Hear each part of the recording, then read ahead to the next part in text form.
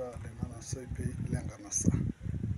Ni mjumbe mkutano mkuu wa CCM Taifa kama ulivyokwisha sema. Na hapa nimechukua fomu